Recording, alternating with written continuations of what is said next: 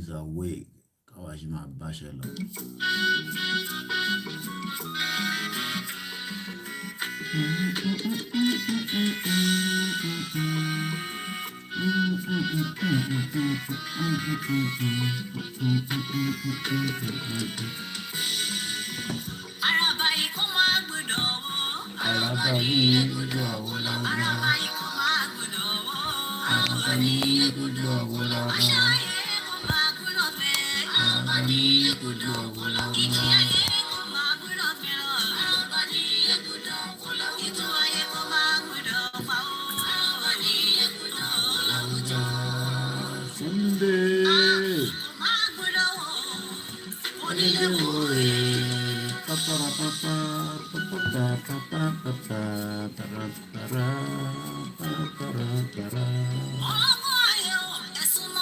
Esumobi.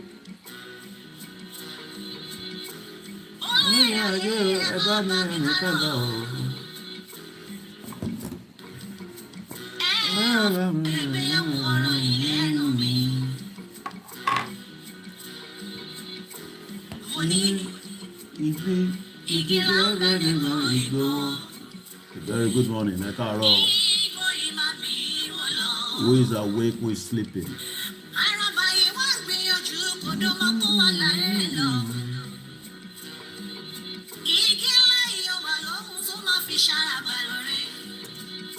Káàbọ̀ sórí ètò.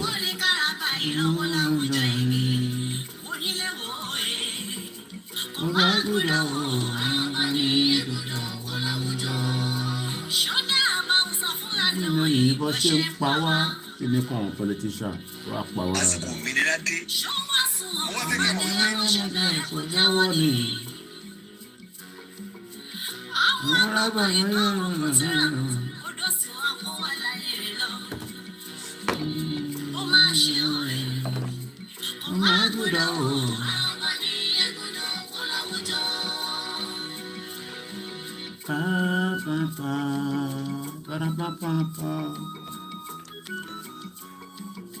Èrò bá mi ká lọ.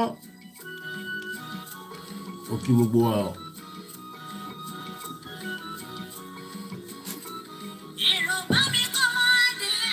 Bá a máa kí ní gbogbo ìgbà. Èmi kí ẹ mọ ìyàn. Òkè akíkanjú. Nígbó ọmọ rẹ̀. Prince, good morning.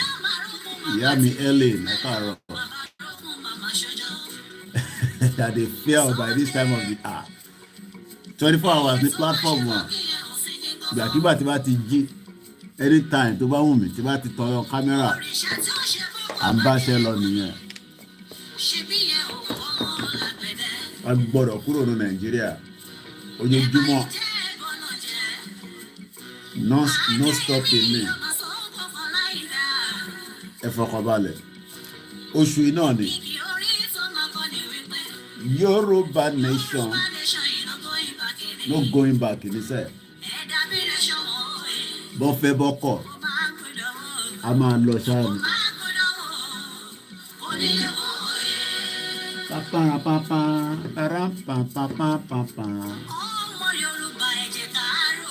Ẹ jẹ́ ká rorí.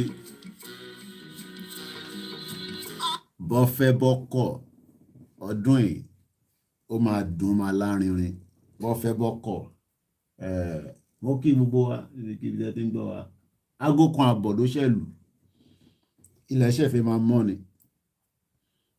Kò sígbà tá a lè jáde. Tá bá ti ń ronú ilẹ̀ Yorùbá. Kò sígbà tí a lè jáde láti wá sọ̀rọ̀. Àwọn ẹni pé mi ò ní time zone. Torí pé bá ṣe ń sọ̀rọ̀ báyìí nísìn, ìkan náà àwọn bá wà lọ́dọ̀ àwọn Fúlàní tó ń bá wa tọ́jú ẹ̀. Kenny Bright kò ní bàjẹ́ fún ẹ. Mo ti gbọ́ voice note ẹ tó fi ránṣẹ́ sí mi. Àwọn Libya. Kenny Bright ti send audio kan sí mi, ẹ káàárọ̀ mo kí gbogbo lé jàre. Ẹ má yẹ káyà yín já. Ẹ ti mọ̀ pé tí bá ti jáde à ń sọ̀rọ̀ lọ nìyẹn. Ó send audio kan sí mi láti Libya pé àwọn kan tó jẹ́ ọmọ Yorùbá àwọn náà fẹ́ gba ṣé PVC lọ́nà fẹ́ gbà Kenny Bright. àwọn tó ṣe wàhálà dé Libya ó fẹ́ lọ vote fún Tinubu ẹ̀rí pórí àwọn èèyàn òpè ẹni tó ṣe wàhálà tó fi dé Libya tó mọ risk tó take òwà náà fẹ́ lọ dìbò fún Tinubu ní serious ó kí gbogbo àjàre kò ní bàjẹ́ fún yín gbogbo ẹ̀yin ti Libya kò ní bàjẹ́ fún gbogbo ibi tí ọmọ Yorùbá ń bẹ sí. Uche, how you doing my sister? Eunice. Uche. Is it Uchechi? Or, yeah, I think it's Uchechi. If they like, make the holding Nnamdi Kanu, but he must not die in the custody of the DSS. But problem ló máa jẹ́ fún government. Yoruba máa lọ. Biafra will go, the Oduduwa will go. Because we have woke up the spirit of people. And that's why people are saying whether they like it or not. Good. Thank you so much, my sister. We have to go, you know, because Moki, our comfort, Adeyemi. Very good morning to all our listeners around the globe. For those that are still awake anyway. So if I wake up, I can come online anytime. BBC doesn't sleep, right? So don't be surprised when you see me now. When you see BBC they sleep. CNN know they sleep now. The only thing is, me, I don't get enough staff. If you run the operation for me 24/7. But at least we go manage the one way we get. I cite everybody that have joined us on Instagram. We can't take calls yet, but we'll still manage. They kidnap everybody every day for Nigeria. Seriously. Every now and then, people they get kidnapped. Mad country. Oh, I should speak in English. Clement Ibuzo. How you doing now, my brother? That country go break. Some people don't like the word where we could say it go break. I don't know what in Nigeria do for them. The shito country. You don't see the money for Nigeria. You see, that money, shito country. The country will not help. It don't help me. It don't help anybody. You know, it don't help people in Hausa people. It don't help Shekiri people. You know, oh, hey, Christopher, in Wafo. How you doing now? My brothers and sisters from the Biafra side. If they allow, make the releasing them the Kanu, make the give una Biafra. They don't like you now. Make them allow us to go. We don't like it. Okay, even if we don't like each other, let everybody go their separate ways. And if I like, I go east. I go sit down there. But some Yoruba people, they complain, say, we they do alliance with Igbo people. No mind them. No mind those Yoruba people. Those one are the one where they follow politicians, but they deceive us, say they be Yoruba people. Koiki, don't follow Biafra people. They don't they don't trust their own family. Yoruba people, they don't trust their family. They go to talk, say, me will not do anything with the Biafra. No mind them. Me and Simon Ekpa, na 5 and 6 we did. Anything where Simon Ekpa tell you, na make una dey listen. And anything where I won't listen to from those, make una listen. We get people who don't listen to us as well. They know they listen to our leader. You know, as Igbowo they talk, they know they listen to Igbowo. Mukinja Reyami Temi, my beautiful, sweet sister. I remember during the rally, she came to me and said, Mr. Koiki, this is Temi. So each time I see her, I can just picture that face. Efo Kombale. Yami comfort, I want to man here. Make everybody stick. Say the country will be one way Britain join together. Yami beauty amokwe. We have to go out of Nigeria because Nigeria has failed everybody from top to bottom. Now Nigeria. When they say a country is top to bottom, I'm trying to get my. You see, this is what I'm planning to do. So this is where my Instagram is. You can see it. So I prepare that I need another spare. Sometimes I get lazy to set up the software. It's very fast, but I just become lazy. It's easy to use mobile phone, like people with in Nigeria. T Gold 233. How you doing? Femi Daudu. I was actually looking at LinkedIn. I post a lot on LinkedIn because I'm telling those fraudulent British companies that the Biafra and the Yorubas. Ayomi Kondami Jo, how you doing, my brother? Good morning. Muhyiddin Babatunde, good morning to you. How you doing? One of the most fraudulent, corrupt system in the world is United Kingdom. And thank God I have a lot of people that send those different things to watch. Sometimes people tell me, Koiki, go and watch. And the reason I'm speaking in English is because of the benefit of our brothers from the Biafra. A great Prince Eze Eyinacho, Adewale Raphael. Top to bottom, Nigeria has failed everybody. Even the country we no fail people like Scotland, the Scottish people wants to have their own independent country. So I pity a lot of Nigerians thinking our politicians are so sweet. They are very good. Okay, somebody is asking for a request on Instagram. Let's bring them in. And I am here to help you. Help me how? How do you want to help me, Crown Prince? Let's see what you want to help me with. How are you doing now? Yeah, I think okay, my brother. How about it? Oh yes. I hold my side very well. Nigeria just don't beat every one of us. I'll be 40 years old. Yeah. Where are you chatting us from? From Manchester. Manchester, wow. I've not been following the... Anyway, there's no Premier League now anymore because of the World Cup, I guess. Come here, I know they follow that football that much. I know. All right. How's Manchester tonight or this morning? Yeah, all right. It's good. Talk to us. So where are you calling from? London or Nigeria? Yeah, no, London. London. All right. So I just want to address what's been going on, in this country, Which country? Which country? You there UK or Nigeria? In the UK. Oh, UK. Okay, go ahead. Yeah. So actually, there's a lot going on, and we've been falling for their shit, for years now. And it's going to take a U-turn. You get it? Okay. It's going to take it. Yeah. Right. These people, they actually are fooling us. Yeah. The Indian guy that is the prime minister of this country. Yeah. He works with the British Empire. Okay. You understand? And they have a very, very, very bad plan for us. Okay. They've got every information in the world. You see the internet, it's really messing us up. Okay. They want to get us a problem, but God will not let it happen. The Creator will not let it happen.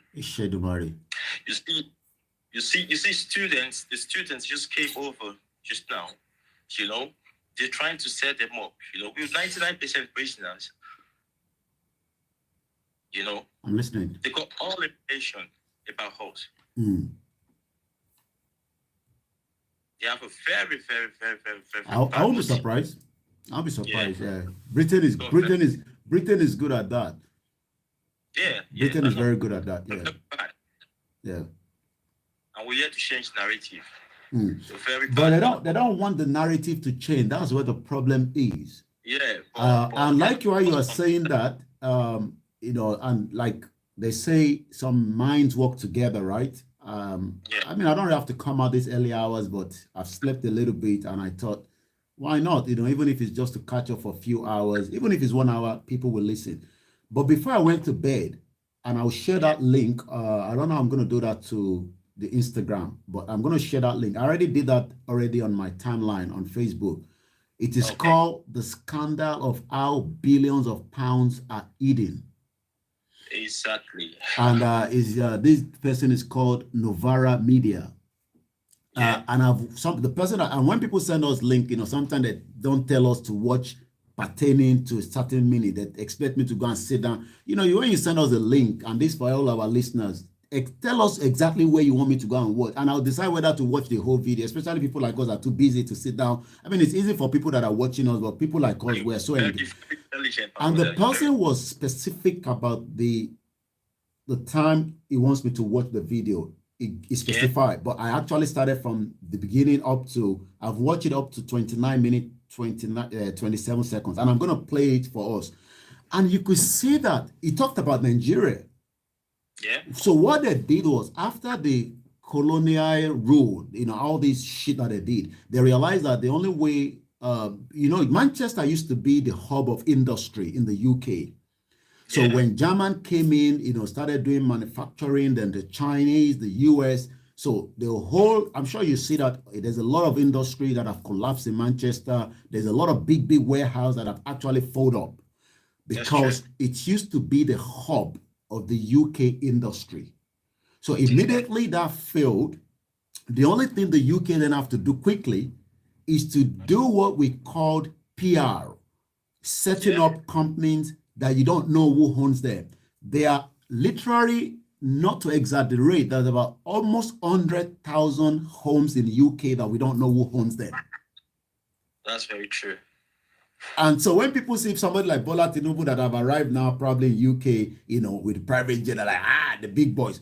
But what they've done is they've now talked about also all these tax haven, you know, and those tax haven, you know, Peter Obi was mentioned in it, even though they're trying to say, oh, no, he just kept money there for his loved ones. Hey, there are so many things that the UK is now doing, but I don't want to go into, because I will allow that to play and people will listen to it, you know. And that actually came because I didn't know what you wanted to talk about. You don't know what I want to talk about, but like they will say, I think what people need to understand, we have got to a stage where our spirit, whether it's our forefather, they've tortured, they've removed. I mean, how can you go to Benin Kingdom and remove our what's it called?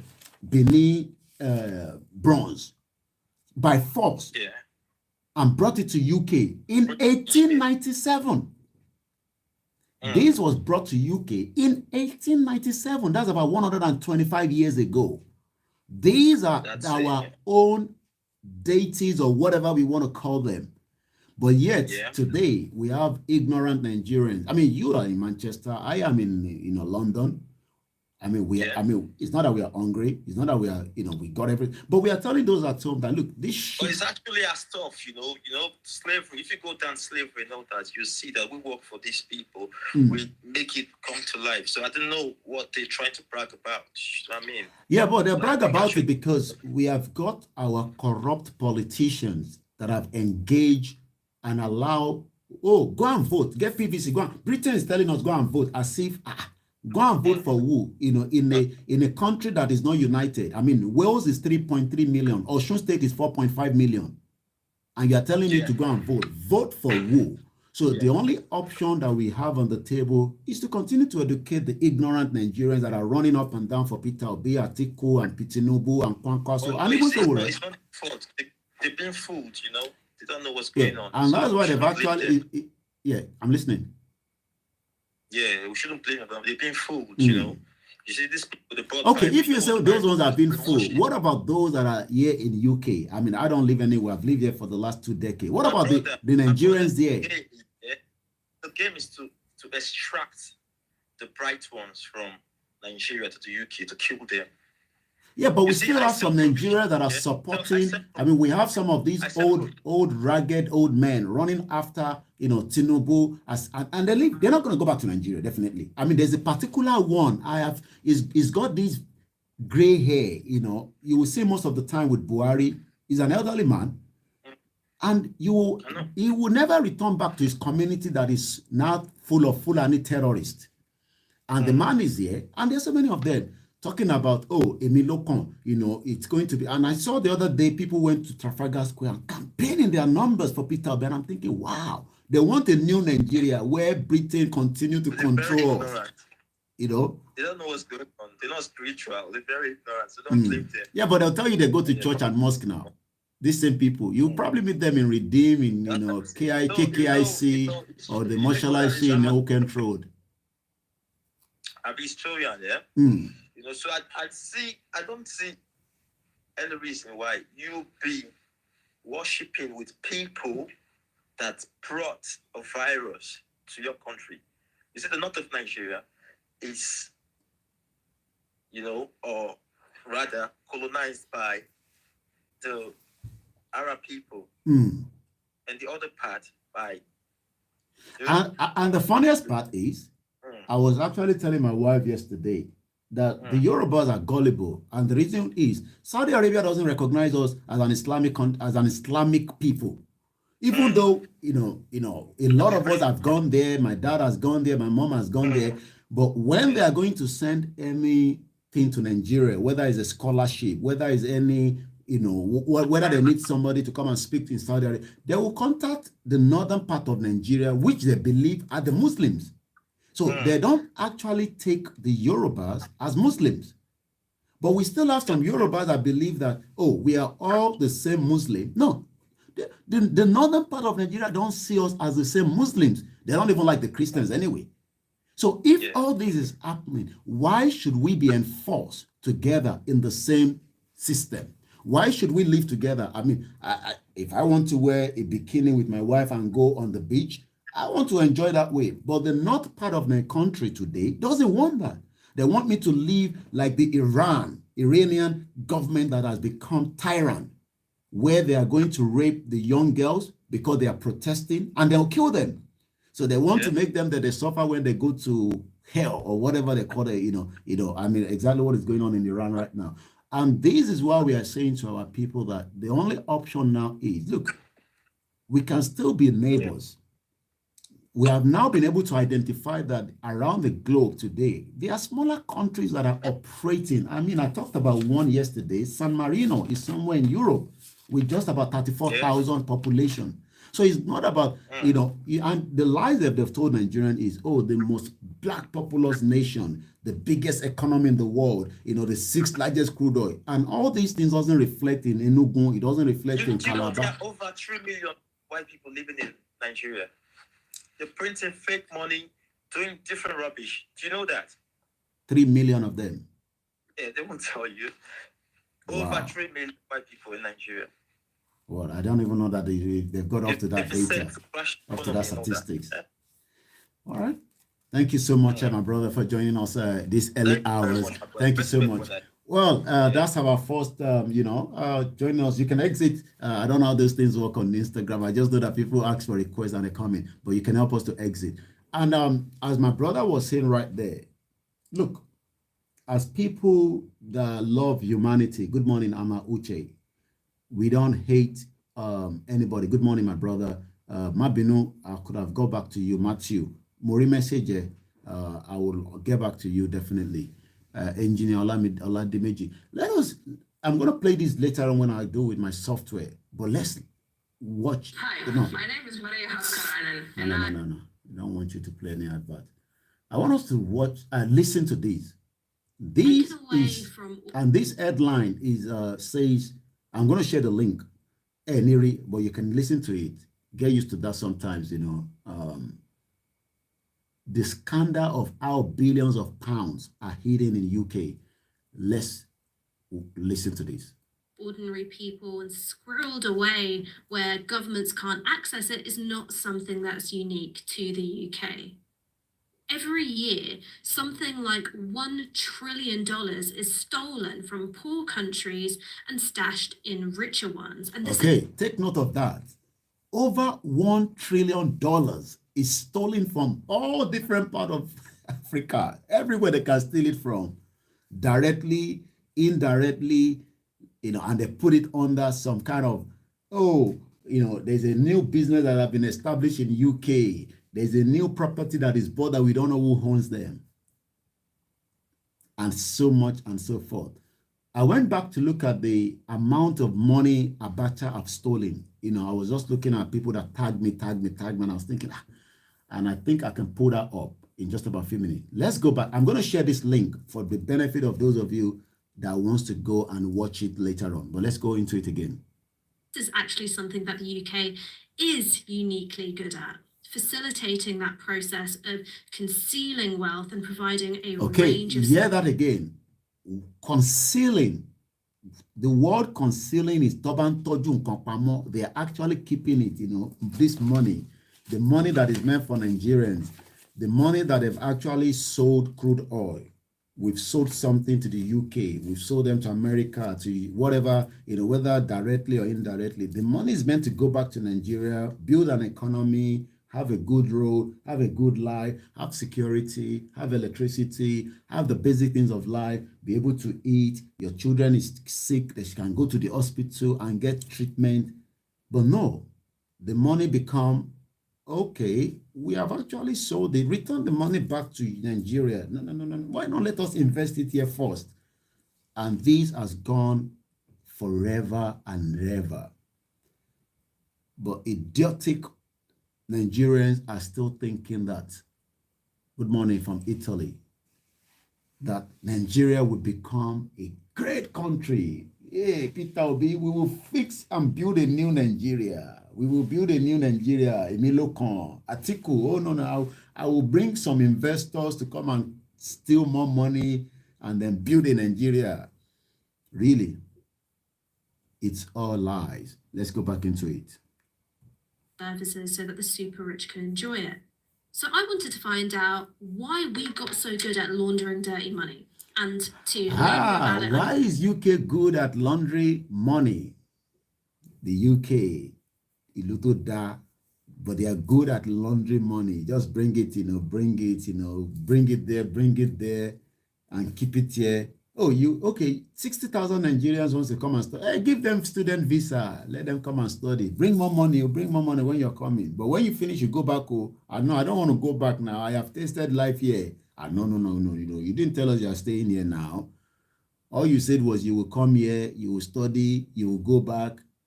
But I have got children now. I have tasted life here. I don't want to go back to that shit. Oh, no, you have to go back to that shit too and build it too. I was actually looking at one of our senior boy. He's doing very well. I'm not going to mention his name. It was a senior boy to me when it was our head boy, rather, not senior boy. Not the right word I wanted to use. Head boy.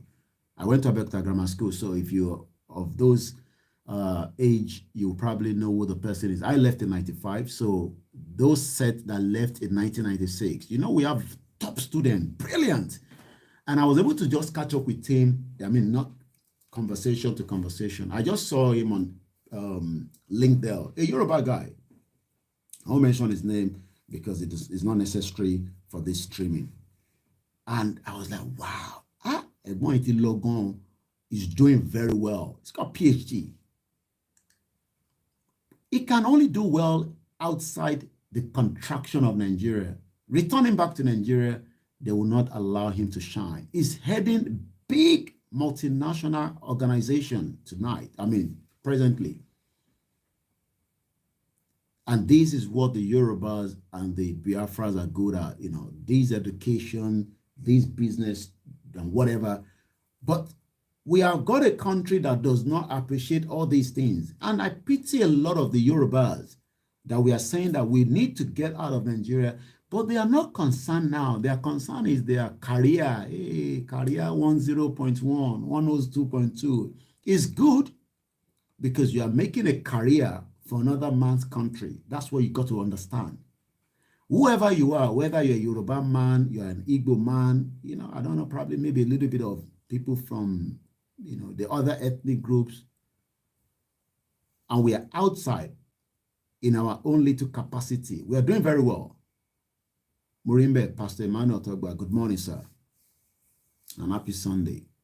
But one thing I need to let you understand is, as good as we are outside the domain of our own territory, we are not. I mean, you can give people money. Sometimes these are individuals that they can give you $1,000 straight. They're doing very well. I'm talking about this guy, I'm not going to mention his name. But one thing is, should we not do what is necessary now to get the hell out of Nigeria? For you, with your skills, with your expertise around the world, and you have allowed your own territory to be taken away by the Fulanis, that the government have decided not to do anything around it, is a failure. Let's go back to this. And I'll just allow this to roll a little bit without any interference again now. I'm joined by Oliver Bullough, the author of Moneyland and Butler to the World. Thank you so much for joining us. Thank you for inviting me. I mean, basically, I want you here for financial advice because let's say, hypothetically, I have a load of money which I've skimmed from my role as a government official, and I want to hide it somewhere so that it can't be taxed. But also I want to be able to access it so I can buy a solid gold yacht and stuff like that. What do I do? Okay, well, I mean, so your primary concern, obviously you don't want to be taxed, I mean, that goes without saying, but your primary concern is probably more making sure no one knows that you've got the money, because although you might be in a solid position now with regard to the people running the country, in 5 years you might not. So yes, tax is important, but that's a secondary importance. Really need to hide it. Yeah, keep me out of jail. Exactly, keep you out of jail, keep you out of the headlines as well, because that's just as bad. Because you don't get to go to the bougie parties if you're known as a kleptocrat. So you need to route your money via jurisdictions that don't ask too many questions. So I'm going to need to route your money. Say you're from the Soviet Union, because you might be. Cyprus is very welcoming to your money. Malta also, but Cyprus is very welcoming.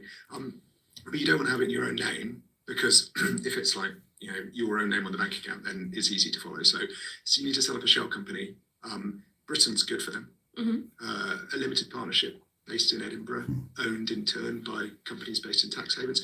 No one's going to find out who owns that. How easy would it be for me, somebody who struggles with two-factor authentication on Twitter, to set up a shell company? Can you buy things on Amazon? Yeah. Yeah, you could do it. So it's that straightforward? Easier, actually. Yeah. I mean, there's a series of drop-down menus. I mean, but this is changing, or possibly changing, but right now you can create a company. No one checks any information you provide. So I was doing it with a friend the other day, and she's a tax consultant and wanted tax consultant from the drop-down menu, but that wasn't an option. So she went for taxidermist, but that's fine. So you've got your shell company. Your shell company owns your bank account. And at that point, your money now doesn't belong to you anymore. It belongs to a company. The company can be called anything. It could be called, Mafia Holdings Limited. Some of them are, because I'm using. Or it could just be called, Strategic Solutions Limited, which is probably a better idea. And then you just start bouncing the money around. So move it from there to a bank in Malta, from there to a bank in Germany. From Germany, you could probably bring it to the UK. You bring it to the UK, we have yacht brokers here. I don't know if they have solid gold yachts, but they have yachts, nice ones. And they can, once you've got the yacht, there are also yacht interior designers here who will, there was one guy I was reading about recently who managed to consume the entire world's annual supply of mother of pearl. What? Interior decorating his yacht. So you can go for that. And also we do super yacht captains here. We have, one of the great things about Britain is to bring your money to Britain is that unlike other countries that have corruption services, we have them all. So we don't just do a little bit like hiding your wealth or selling a shell company or I know is Oyinbo Soye, for those of us that probably, when they speak, it's sometimes a little bit difficult for us to understand. It's not a lie. I mean, when I got here, sometimes you don't even understand what they're saying until we started living together. But what this guy is narrating is how stolen wealth from Nigeria, Africa, are being stashed here in UK, and you trying to survive on a daily basis. So when you see all your politicians coming here frequently, they don't buy their houses on their names. They've eaten the money one way or the other. The money that is meant to be operating in a state is actually, Ibori brought so much money when he was the former governor. He's back in Nigeria now as a chieftain. He's going as if he has not done anything, criminality. Let's listen a little bit more. When it gets closer to where they talk about Nigeria, I will pause it, but we still have about maybe 10 minutes more. Let's listen to it. I've shared the link so that if you want to go and watch it later on yourself. we can provide soup to nuts, move your money here, invest your money here, hide your money here, spend your money here, and protect yourself here. Because look, there are annoying people like me who feel the need to write about kleptocrats and oligarchs who've stolen vast wealth. And that's annoying. So we also have defamation lawyers who you will be able to pay, and they will protect you against people like me.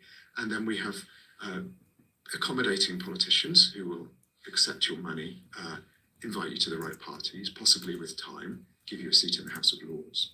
We have accommodating universities that will accept your donations, and then you will become known as a philanthropist, not as a kleptocrat at all.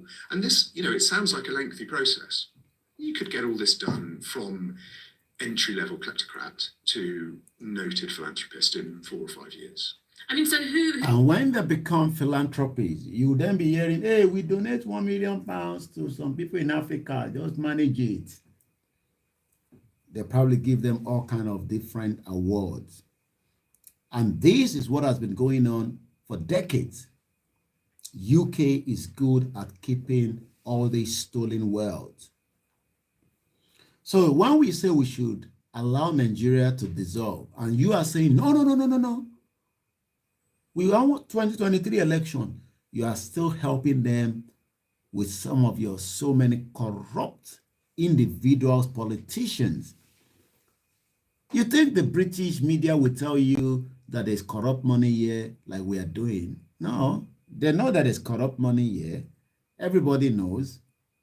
Even during the NSAS, one of the member of parliament actually told us that Gowon took half of the central bank, Mokina to Canada, Yawa, right into UK. Do you know what I mean? That somebody took half of what is in your central bank and brought it here.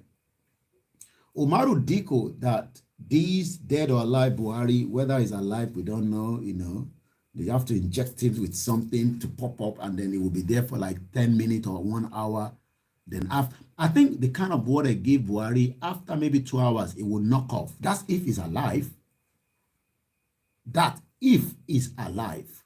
So let's, even for argument's sake, that Buhari is alive, I'm sure there's one dose that they have to give him. They have to inject him with something. Boom! And it can stand for 2 hours. After 2 hours, they must inject him with another thing.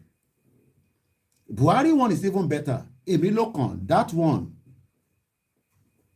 I'm sure you, even if I don't talk about Tinubu, I don't want to give him platform to be talking about him.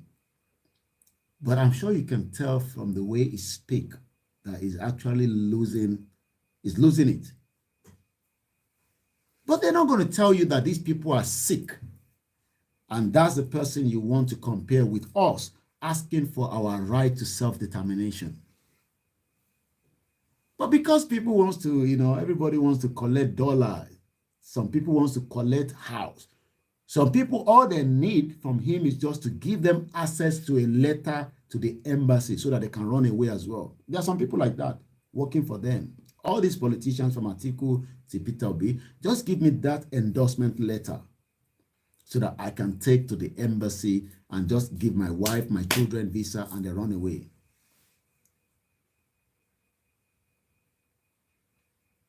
And the question is, for you to renew a 2023, you are also helping the British government to bring stolen wealth. The government will say that we are doing everything to curb it, to stop it. Hey, we are doing everything. We are putting in the laws. We are putting in the. That's what the government is going to tell you.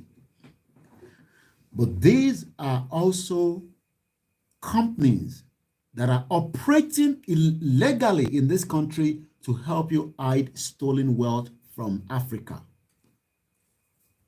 Who would you say followed that model? Would it be a name that our viewers would know? I mean, because of the nature of the defamation industry, I tend to be a bit reluctant to name individuals. Are you ever allowed to say what their names rhyme with? I mean, one guy I've written quite a lot about, though I should say he's never been convicted of a crime and denies any wrongdoing, is a gentleman called Dmitry Firtash, who is a Ukrainian businessman who made an astonishing amount of money as the business partner of the Kremlin's gas company Gazprom, selling gas to Ukraine very with an elevated price in order to give a sort of political response to the fact that Ukraine had had a revolution. He made a huge amount of money. He brought that money here. Within 4 years, he'd gone from unknown business person to meeting the Duke of Edinburgh. He was welcomed to the Guild of Benefactors of Cambridge University, who gave him a medal for his outstanding philanthropy. He bought himself a mansion just down the road from Harrods, right by Holy Trinity, Brompton. In 2014. Because you always want a local shop. And you Well, say that. exactly, Harrods is just over the road. Let me It's post that. The guy speaking, I've actually posted his details as well. His name is called Ash Saka. Meet Oliver Bow, author of The Butler of the World. And the book is also on Amazon. I'm not promoting the book, but you can watch this video for free on YouTube. How to hide billions of pounds sterling, not even millions. And today, an average Nigerian that doesn't understand how the world works, all he's shouting is just APC, broom, PDP, umbrella, Labour Party. Which one is that? And you think the world loves you so much. You think that the world loves Nigerians so much. I pity a lot of you running up and down for these criminals that have locked your potentials. That this morning, a lot of you have to go and charge your phone. Mobile phone, internet low. You have to literally go and charge it inside another man's house. And then you have to pick it up in the morning. But still, it's not that bad. Good morning, Yawa Gbemileke, and welcome on board. The time is just 12 minutes past 2 a.m. Probably just a few hours, and then we go back again to bed. 2014, our government sold him a tube station. He is, as far as I know, the only private owner of a tube station. Which tube station? Brompton Road. It hasn't been open as a tube station since the 30s, but it's still, obviously, it's got that, that weird, shiny red tiles on the front. So you can still tell it's a tube station. But annoyingly for him, good morning to my beautiful mother. Welcome on board. Tragically for him, he never really got to enjoy his tube station. I'm not entirely sure what he was planning to do with his tube station, but he never really got to enjoy it because just 2.5 weeks or so after the sale was announced, he was indicted by the Americans, who have a less accommodating view of kleptocrats than we do, and he's been battling extradition from Vienna ever since. So he's stuck in Vienna and doesn't get to enjoy his tube station or mansion. But I would say he's a really extraordinary example of how, if you have a lot of money, no one in this country really cares where it comes from. If you have a lot of money in UK, nobody cares where the money is coming from. And it's been going on for some time like that. The reason why Buhari wanted to kidnap Umaru Diko, just as he had done to manage to kidnap Mazi Nnamdi Kanu and rendition him back to Nigeria from Kenya, because some of the IPOB sold Nnamdi Kanu out to the government. Again, probably they got Naira. We don't even know whether they got dollar, they got pound sterling. Don't finish spending it. Nnamdi Kanu was sold out by some IPOB. And that's why the government was able to kidnap him, tortured him for 8 days. Buhari tried the same thing in 1986 or thereabout, or 80 something. No, not 86, because it was not lasting after that. About 1983, 84. Of a kidnap. Imagine a government already has that kind of thinking in the 80s. And they tried. It was done by some Israeli agents. And Umaru Diko was injected. But luckily, Umaru Diko, according to what we read, secretary is a white woman that saw it from the window and was like, wow, what is going on there? And that was how Umaru Diko survived not being taken back to Nigeria with an aircraft that was already tarmac here in the UK to return him back. Good morning, Akonji. So if anybody's thinking that whatever is happening today in Nigeria is new, no, there has been a lot of atrocities that has gone in that country called Nigeria for the last 60 years. Some atrocities we'll know when we have our own nation, because they will bury it, they will kill people for it, they will make sure that those information does not leak out. That is why they want to keep Nigeria as much as they look. The Kanu says at some point that the government has billions of dollars to spend to make sure that they keep Nigeria running. And it's not the government with their foreign counterpart, the Western power, the Western world. Because the more they can keep Nigeria, the more of the secret of Nigeria can be kept hidden away from that. Umaru Diko survived it with a very, very small, narrow, it could have been cage. It was already cage anyway. But you know, when the aircraft stopped, there was already intelligence to the British police that there is probability that, I mean, Umaru Diko himself is not clean, don't get me wrong. They're all criminals.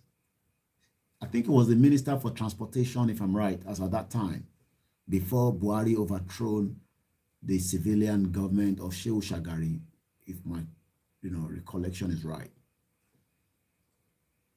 So when people see Buhari now, dead or alive, you think he's a nice man, he's an Agbada, he's a dictator. He actually overthrown a government in the 80s. And our people don't understand that the right that we are asking for now is the best option.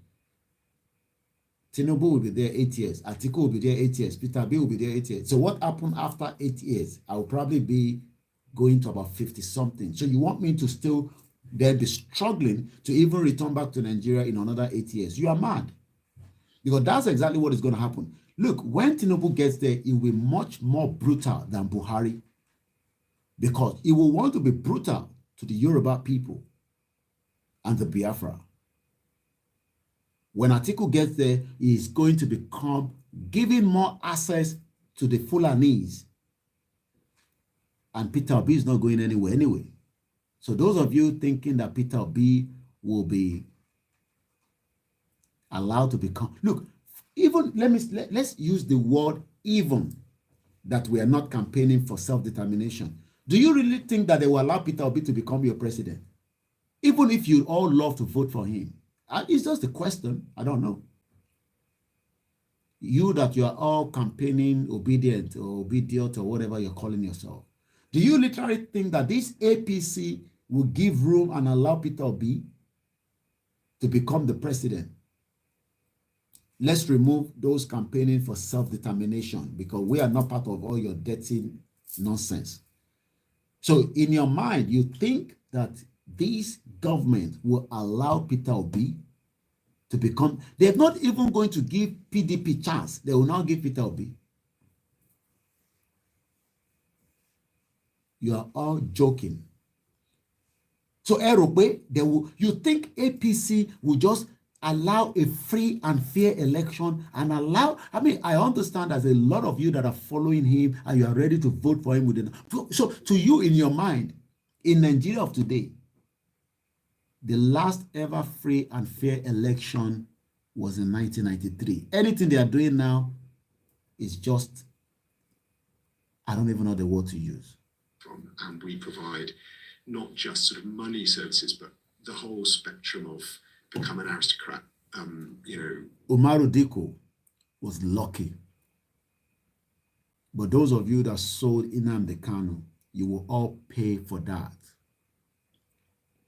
Everybody that knows anything around how Nnamdi Kanu was kidnapped and renditioned back to Nigeria, you will pay. Your generation will pay for it.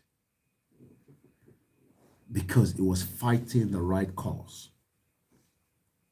It's comfortable here in the UK. But you sold him out. Some of you IPOP. You sold him out to the government. You sold him out to the Fulanis, thinking that when Nnamdi Kanu becomes in the hands, he's now with them. They cannot even do anything to him. At least they've kidnapped him. He's in the custody of the DSS, but they're still scared to even, present him and bring him to the court. And he must not die in your custody.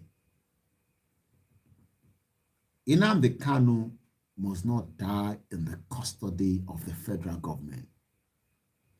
You think this generation is about all these Onaize, all these idiot leaders that have failed everybody from the Biafra and our own Afenifere that have failed us talking about restructure Nigeria. Knowing fully well that the caliphate does not care about that word restructure. Who is going to restructure Nigeria? You think Tinubu is going to restructure Nigeria? You think Showore is going to restructure Nigeria? You think Kwankwaso will restructure Nigeria? You think Atiku will restructure Nigeria, or your Peter idiot will be? Mumu people. You be all Mumu people. They try to save that name Nigeria. The name that we should put in the trash quickly. And nobody should ever bear that word again. I am a Nigerian. But stupid Nigerians running up and down. I love my country so much. Shut up, you that you are in UK. You don't know what you're talking about. Mumu. Me that I have electricity. Me that whatever I say here, even if it's against the law, I will be taken to the court of law and we will square it out there.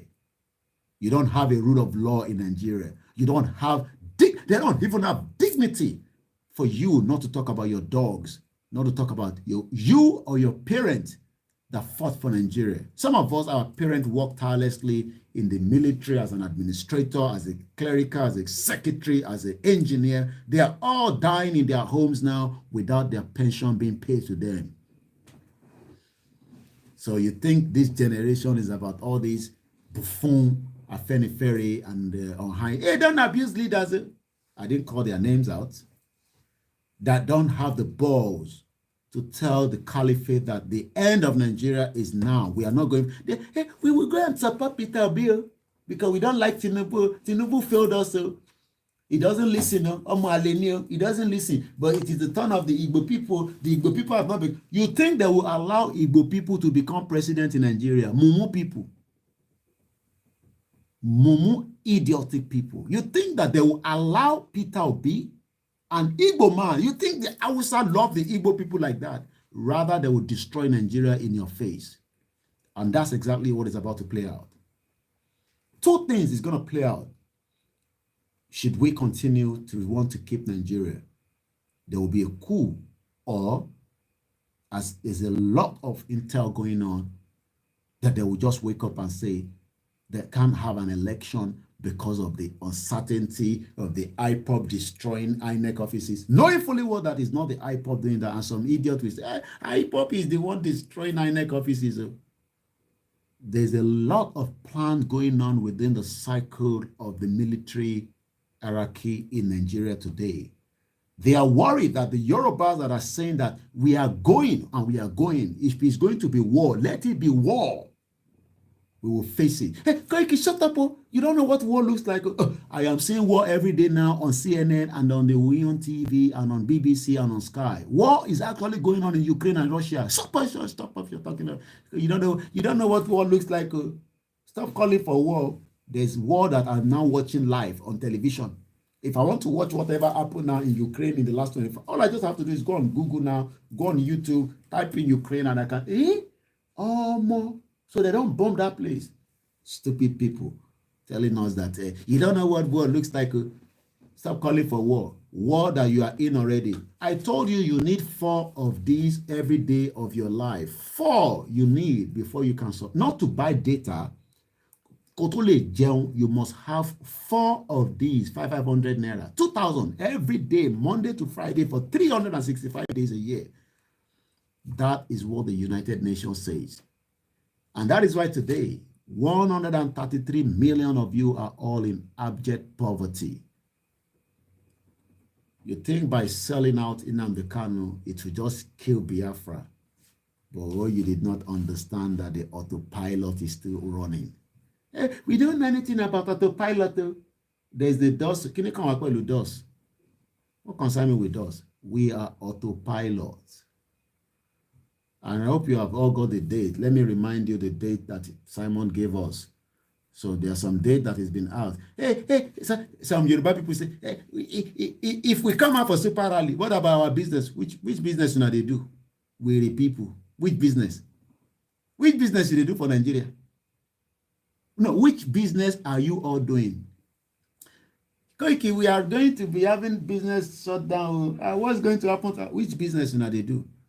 Biafra on autopilot. Listen to all this day. Tell your loved ones, stock up the food. We are now going into a full mission. Mission impossible. This one, we will complete it. In our lifetime, we are not on high easy. We are not all those old men talking to you. You are talking to Fulani in a language that they don't understand. At the moment, according to United Nations, it is still one person that is fighting us, beating us. When it becomes two people fighting each other, they will intervene by fire, by force. You don't understand everything where they talk. Make I not use all my mouth talk. Because the thing with me at the talk here, and at the end that they wait for. I'm not talking to you, Biafra. I don't know about you guys though, but our Yoruba people, they're there now. They're watching, evil criminals behind the camera. Watching, hey, this guy never sleep. What do you want to talk again? As I'm doing my program now, they're recording it. So that in case maybe when I finish it, I delete it, they can have their own archive. Oloshi people. On high is a call. On high is a knee. Afeni Ferry. Look, 3 Afeni Ferry. We have 3 now because one is supporting Peter Obi. One is supporting Tinubu. I saw another one saying they are supporting, make no verse, supporting, sorry about the video that you are playing. You can watch it. I've already posted the link. There's another one supporting Kwankwaso. We now have 3 Afeni Ferry. Mad people all over the place. Koiki, don't abuse leaders. They are our elders. Our elders have sold us out. They doesn't have the balls to stop the nonsense that is called Nigeria. Mukimbe Jari, Ebomi Paul. So, December 9, to stop election, important announcement for our Biafra people in Biafra land. Our own announcement is coming as well. Now, this December, hey, Koiki, are we going to have super rally? It's becoming long. You can go out and have your own super rally. We wait until announcement comes for Benin Republic. But for Biafra, you have a date. Make una listen to me now. Listen to me, okay? I am also part of the spokesman for Biafra from the Yoruba side.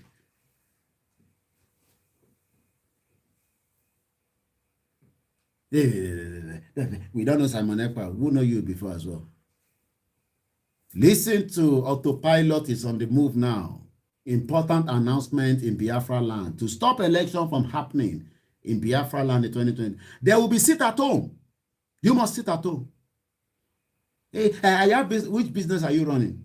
Where they don't finish your country. Dollar is not, is not favorable to you. Pound sterling is not favorable to you. Naira is not favorable to you. What business are you running? All the business where you don't do from January to December. Wait.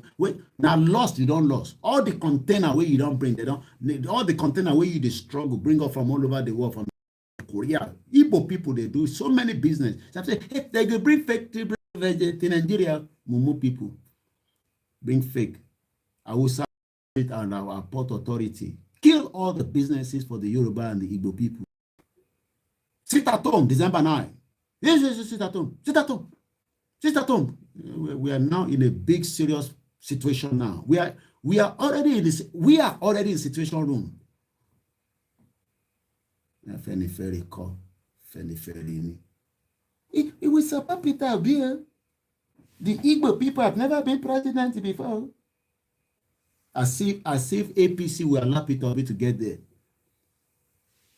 Saturday, December 10, sit at home. Monday, Sunday, you cannot miss that one. December 11, sit at home. When they say sit at home, sit at home. And if you don't sit at home, whatever I told you about it, Monday, December 12, sit at home. They give you 1 day interval to go and do quick shopping. Come back home. December 14, sit at home. When they say sit at home, sit at home. And if you want to go see what thing will happen for outside, Fulani and you will see what thing will happen outside.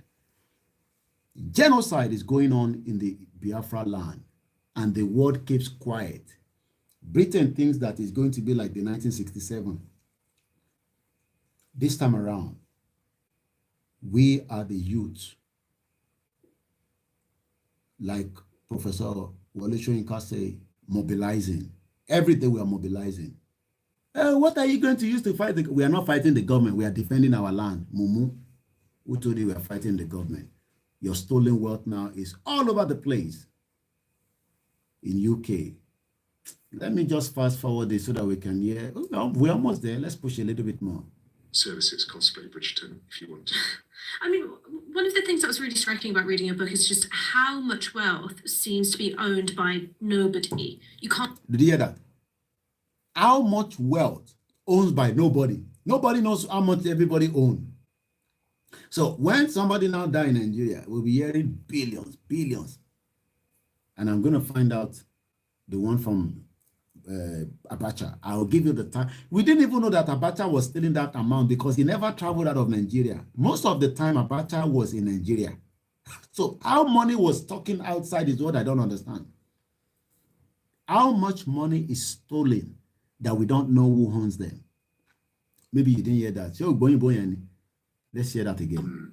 Just 2.5 weeks or so after the sale was announced, he was indicted by the Americans, who have a less accommodating view of kleptocrats than we do.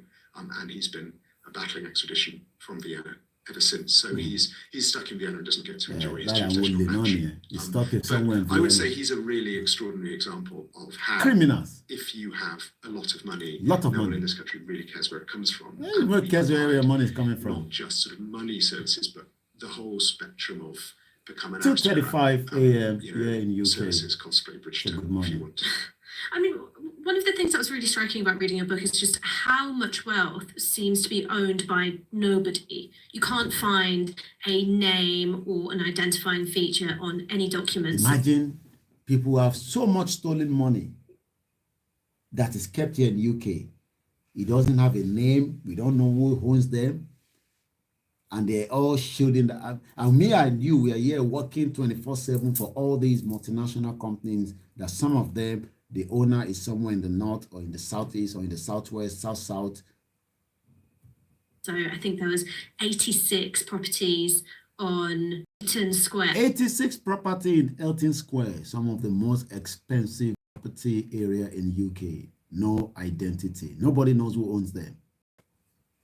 Which is one of the most expensive addresses in the entire country. Would you describe this as a regulatory snafu, or is this a design feature of the British economy? So, I mean, Eaton Square is kind of a ground zero. In England and Wales, there are something like 90,000 properties, owned offshore property titles. Which England and Wales, about 90,000 property. I don't see somebody now. That one, you put Tinubu, you wear Tinubu cap. I'm sure probably he's just watching to hear whether we abuse Tinubu here. They love him so much. But their life is miserable. And they think when they come and become your president, your life will be better. Abi.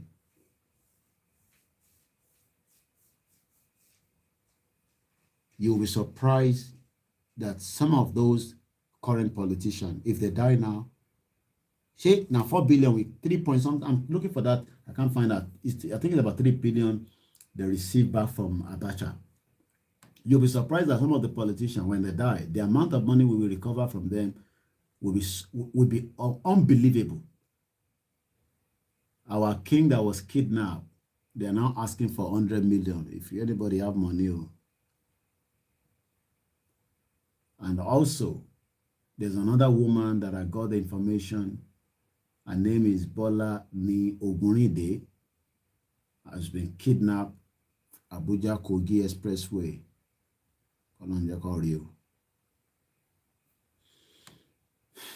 Let's go back. We're not going to be long here because I was actually doing some few things in the studio. So I thought, let me just speak to our people before I go to bed. So I'll be heading to bed soon now. There's actually more than 90,000 houses, probably more like 150,000. You will soon get to where he talks about Nigeria. You think Nigeria is always, criminal politicians. So it's mostly concentrated in the tonier bits of London, sort of, Belgravia, Knightsbridge, that kind of Thank area. you so much, please. And then on top of that, you've got a very large number of properties, probably 250,000 or so, which are owned by foreign registered individuals, many of whom... Foreign registered people, some of them probably from Nigeria, from Russia, from all over the world. UK accommodate all that. Thank you for the person watching us from Afghanistan. Have a slightly suspicious looking addresses in tax havens. So they may... Tax haven. Peter Obi also kept some money in tax haven. You think all those politicians are clean? Proxies, that's what they use. There's a particular person, I'm getting some intel, that moves money for Aisha Buhari. I'm still getting those intel. When I've been allowed to mention his name, the person wants me to get as much before I reveal. I've been given the details of the person. The person moved money for Aisha Buhari. But I'm still waiting to get the remaining details before we reveal the name. Yoruba guy, stinking rich. Young boy. He's on Google, but I won't give you the name yet. I saw him. Young boy. He moved money for Buhari, Aisha Buhari. All criminals. Where would they kidnap King get 100 million naira? Probably from Tinubu now. Tinubu will give them 100 million so that they can rescue our king. Imagine a Yoruba king being kidnapped. They will be essentially shell people who don't actually own the property. They're just putting their name on the documents to hide the true owner. So you're talking about hundreds of thousands of properties. Hundreds and thousands of properties here in UK. Overwhelmingly in the most expensive postcodes in the country, owned by who knows who. Who knows who? We don't know who owns them. Property are just lying all over here in UK. We don't know who knows who. When Ibori was caught, it was actually caught in Dorset. And me, I buy some stuff in Dorset from a particular company that sells refurbished computers, and they sell some new ones. And the amount of cash, raw cash, or Balowo Ibori, cash, liquid cash that they saw when they busted his house, the amount of cash inside his house was unbelievable.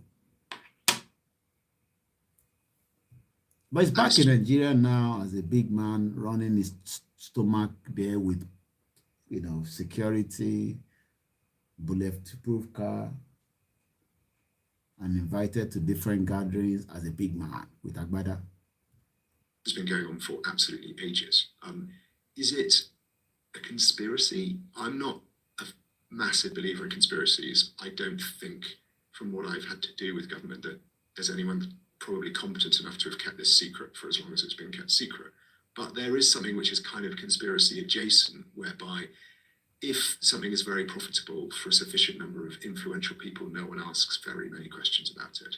I mean, is there sort of a space between conspiracy and accident where what you have is a system? There's a lot of properties that so much shit is going on in this part of the world. Which almost emerges organically. Probably another 20 minutes and we'll be ending the live broadcast, and then we'll come back some other time. Yeah, and the Odota will soon become honorable for House of Rep. Criminals, politicians with some of our kings. And they don't really ask too many questions about whose money it is, because then they'd have fewer fees. I think that It will soon get to Nigeria now. It's about just less than 5 minutes before it gets to talk about Nigeria. Then after that, I'm going to then start winding down. Good morning, Mr. David Adegoke. I mean, it's undeniable that exists. And it has been a really important part of Britain's economic trajectory since the 1950s, since the really, when empire was ending. I want us to start. I'm not going to interfere too much now.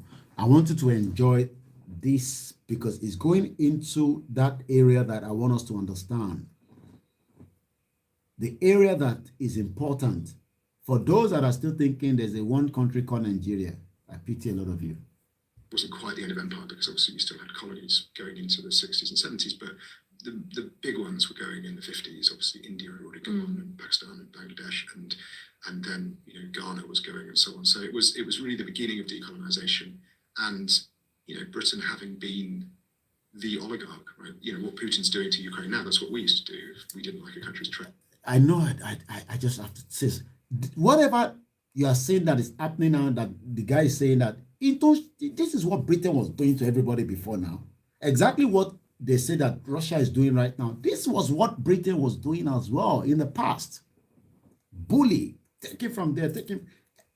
This, the Benin bronze, I wrote it down now because I normally write things down. The Benin bronze was stolen in 1897. It's right there. 1897 is when they stole. It was not, we didn't give it to them. We didn't give it to the British government or the British Empire then. It was taken by force with gun point in our head. Hey, give us that Benin bronze, and then move it on the ship, arrive here in UK. 125 years, we are still able to get 6 out of 72 from one particular museum in Southeast. Good morning, Mr. Karen Abiodun. Great policy, we send in the Navy until they change their minds. And, but having lost that role as the biggest bully on the block, we needed a new thing to do. Okay, did you hear that? Having lost that bully in the block, they cannot colonize us anymore. Hey, this guy is becoming smarter than Awolowo. Hey, Nnamdi Kanu don't say too many things to the Biafra people. They don't understand how Britain is. Hey, so what are we going to do now? How do we then manage to bring money back and even their people to come and be here? That's part of what he's going to discuss now. During the colony, you don't ask questions. They were using machine gun to collect things that doesn't belong to them in India, in Pakistan, in Nigeria, in Ghana, everywhere they can take anything from. Sucking us dry. But all that stopped. And they now have to look for an office way of now collecting stolen wealth from us. Is going into that now, because the way I want us to really listen to is from the 16 minutes of this interview. And if you're wondering what interview, I've shared a link. I'll probably share it one more time again. And we still knew how to be the biggest bully on the block, so we could sell bullying services, or butlering services, as I call it, to other people. So other people who wanted. Thank you so much for the super chat, Solo Sammy. Thank you, we appreciate it. We're very good at. They could come to us for advice, and having done it, we would help them, keep and enjoy the money. And it's funny, we talk a lot about, how awful it is that Russian oligarchs, having looted their countries, come here and buy, properties in West London and influence politics and so on, and it is awful. But if you read the history of, the acquisition of the British Empire in India, about how British officials became astonishingly wealthy, losing a country, and brought their money here, bought properties in West London, and entered Parliament. It isn't that different, to be honest. In fact, it's pretty much exactly the same, right down to the postcodes. Well, we essentially got Singapore through white-collar crime. Yeah, exactly.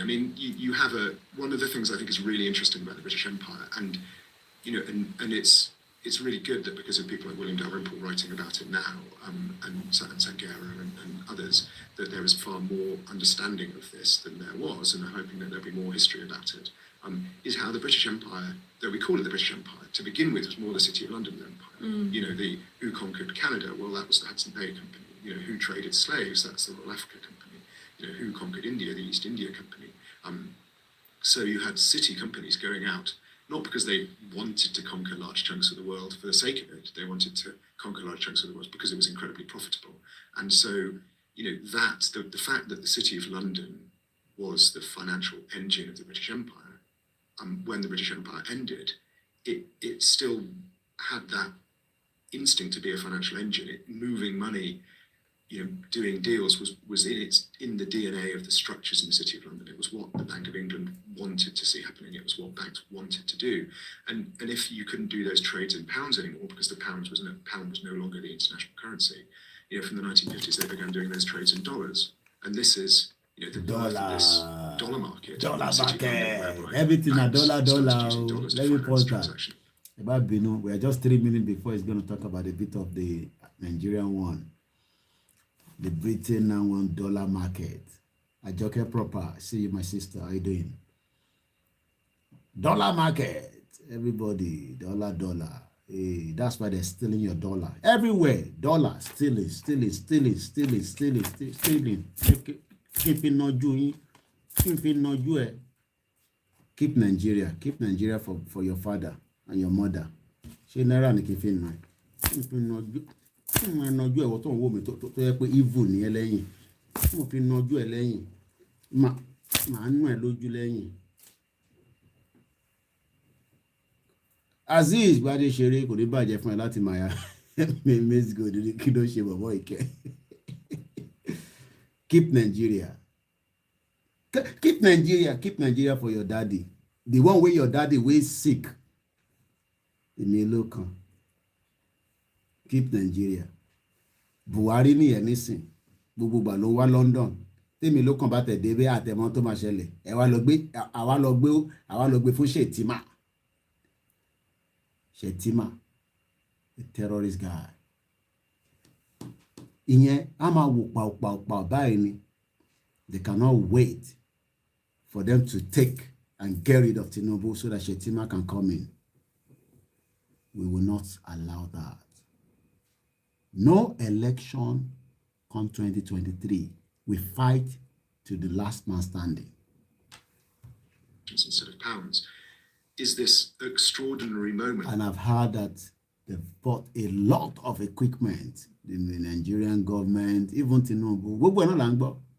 Somebody called me yesterday and said, Mr. Koiki, but I'm scared because they say if I put money through your bank account now, they will trace it, blah, blah, blah, blah, blah, blah. And he was also saying that somebody, when I hear this thing, I get a bit like, one Tinubu, hey, one lókè 47 fún yín, government only lókè for machine gun lọ́nà máa lo money, machine gun lọ́nà máa fi bá wa jà. Me too, I like whining people sometimes. The machine gun, Sadiq Moriembe. Only machine gun. Lọ́ máa fi bá yín jà, lọ́ máa fi pa gbogbo yín. Machine gun. So tó bá wá pa wọ́n yẹn, Nigeria máa ṣe exist ṣá. Ṣáwa jẹ́gẹ́ bí àwọn Afẹ́nifẹ́re àbí ọ̀hán ìzẹ̀. Ṣáwa dàbí àwọn ọ̀hán ìzẹ̀. Wá ṣeré jàre Àjọkẹ́ proper, àwọn tèmi gangan. Shall we like our hands or Afẹ́nifẹ́re? They will use machine gun to kill everybody. As if it's a movie. Àwa gbé ọwọ́ tiwa lọ fún alágbàfọ̀ ni. No, ọwọ́ tiwa yẹn a gbé lọ fún alágbàfọ̀. Ọwọ́ tiwa yẹn a gbé lọ fún alágbàfọ̀ àbí. So when they are shooting and killing everybody with machine gun, you think it's a movie? You remember when we were small? How many people watch The Good, the Bad, and the Ugly? Mad people all over the place. We fight to the last man standing to defend the country. Let me finish this in just about a few minutes. When bankers here realized that by using dollars, they evaded simultaneously British and American restrictions. This is the dollar that you got to sell Nnamdi Kanu. Onyara Oloshi people. You sell Nnamdi Kanu Oloshi because of dollar. Omo Igbo, you don't sell Nnamdi Kanu. Olori Buruku, you sell Nnamdi Kanu. Onida Funyi. Sell Nnamdi Kanu to Fulani man. Oloshi. They don't know where Nnamdi Kanu was missing. They don't know where Nnamdi Kanu is. We were all looking for him. Imagine their leader was missing. They don't know where it is. Olori Buruku come, they say, me will not work with Simon Ekpa. Oloshi people. Onyara. 8 days Nnamdi Kanu. Imagine I cannot speak to Igboho for 8 days. Ara mi ò dẹ̀ bù pé, hey, kí ló ṣẹlẹ̀? Oloshi people. Sold Nnamdi Kanu because of this. Abi. Oloshi people. Sit down there, they watch me, they complain, say, we they work for Simon Ekpa. Only that for you. Oloshi people. Onye beribe. If you abuse me, I'll abuse you to our back. Oloshi people. So imagine a leader of indigenous people fighting for the lives of the millions of Biafra. Nobody knows this, where he was. You can't get him on the phone and Activate a red alert. Imagine I can't get Igboho now. I will activate. I know what I can do. Shut up. They say shut up. You can't do anything before. Mumu. Only few of us knew what went on when Igboho was stopped in Benin Republic, Ulushi. How many of you know? Only few of us knew. And thank God to that man. I'm talking about Baba Akintoye. The moment he got that call, he started activation. That is what is called leaders. The federal government sent straight away an helicopter to pick up Igboho from Benin Republic, Ulushi people. You don't do anything. We don't know where you are. You set up Igboho. We're the people. And they evaded British restrictions because they weren't using pounds. And they created this rules-free, regulation-free space. Good leader, Professor Banji Akintoye. Oh, activate, let's say. Talk about wàhálà tí ṣẹlẹ̀ ní Benin Airport. Which they needed a term for, a legal term, and there is an existing legal term for a regulations-free space. What happens if you get in a boat and go out of reach of land? So they call it offshore. So offshore is an invention in the City of London as a loophole to enable people to evade the restrictions imposed by the governments in the same way that you could evade them by being a pirate and going out to sea. I mean, I was reading Butler to the World kind of in tandem with a book by Kojo Karam called Uncommon Wealth. And it seems to me that there's this shared thesis, really, which is this move for the British economy where it's like, what we're going to do is be a midwife for the world's dirty money. We're going to help launder it. We're going to help whitewash it. We're going to, help legitimize it.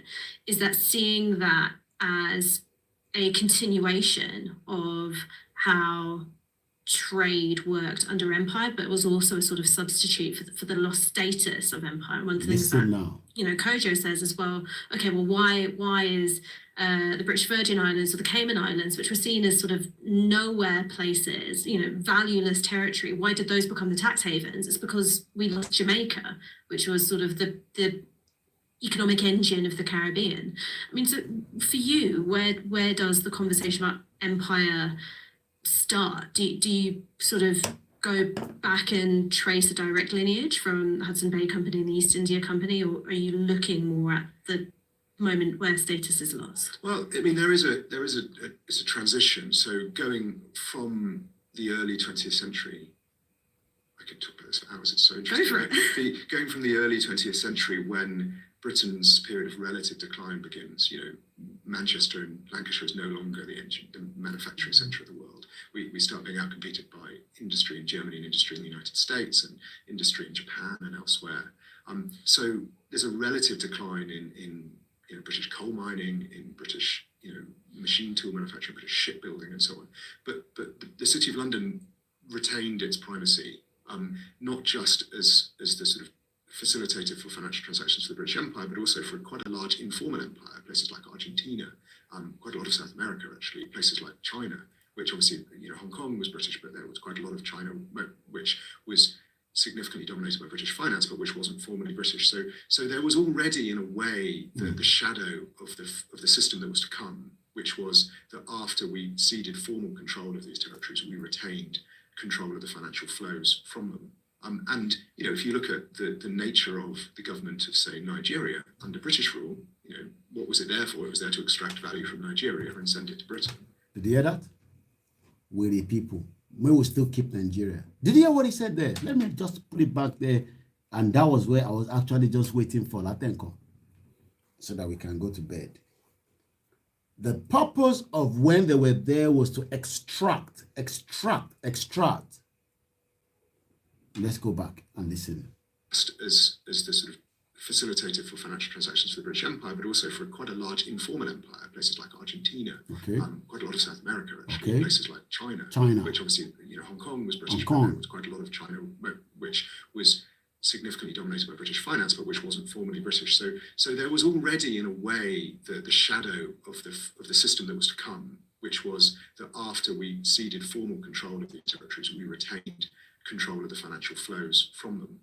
And if you look at the nature of the government of, say, Nigeria under Nàìjíríà ló fi sọ̀rọ̀ lé lórí sí. In tó fẹ́ sọ tó bá gbọ́ ìbò yẹn mú kí Ifá lókè Ọ̀gbẹ́yọnú mú kí dáadáa Gabriel. And this is where we're just gonna end it. This video can be watched yourself on YouTube. It's right there. The YouTube link is already been posted, and the media name for that YouTube page is Novara Media, Novar. It's quite in details. Tabashe software broadcast. I will still show it, and you can. And it's good when you see the person speaking. What is trying to explain before I just click the last play and then we wind down is that for those period of time, they were actually using Nigeria resources. Bring it here, bring it here. And today, a lot of us are all in abject poverty. The British rule, what was it there for? It was there to What was it there for? extract value from To extract value. Tony AJ and Queen Mori. Nigeria and send it to Britain. And send it to Britain. That's all it's happening. They were actually using our resources, extract it, and bring it to Britain. And then if you look at the government of Nigeria after independence, it didn't take their politicians very long to realize how profitable it was to extract value from Nigeria and send it to Britain.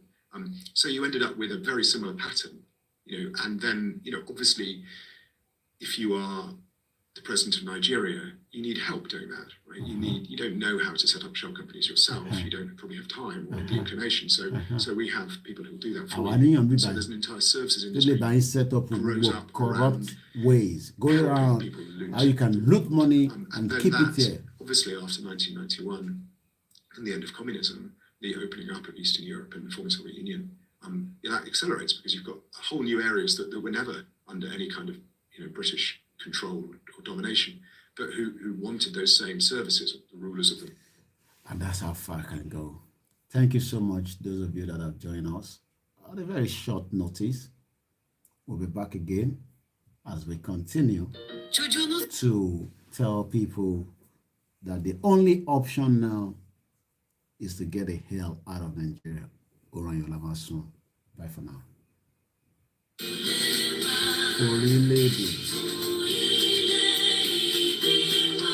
Àgbéga,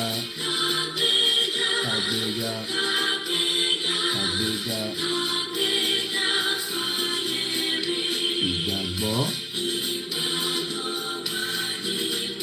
láti bẹ̀rù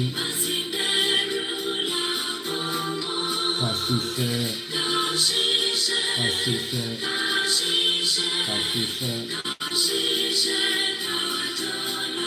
ìṣọ̀kan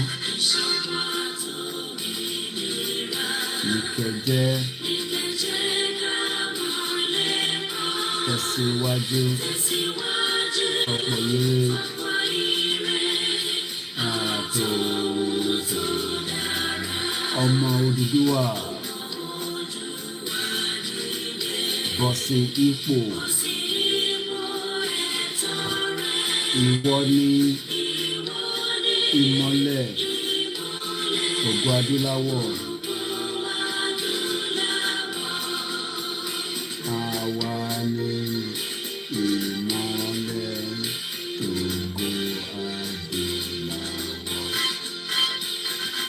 Good night to my beautiful mother. Good night to all our listeners around the world.